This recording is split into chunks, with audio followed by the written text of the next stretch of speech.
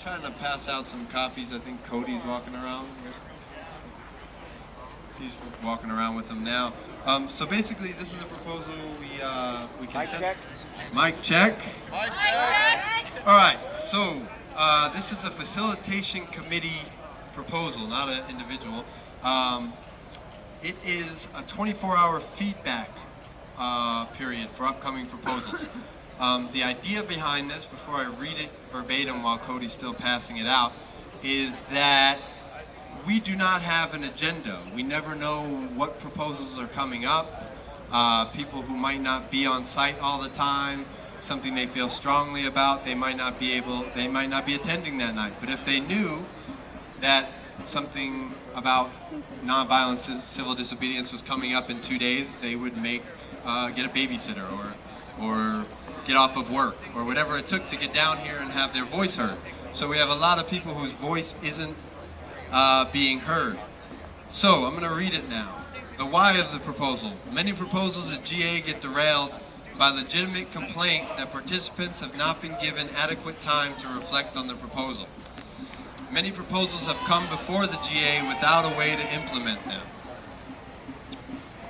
The what? So what we're proposing is to make proposals accessible online and on site at the welcome tent 24 hours before they are brought to the General Assembly.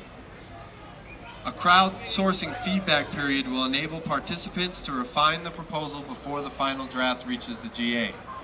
And how we'll do this? The Facilitation Committee will post drafts of proposals online and on site at the welcome tent.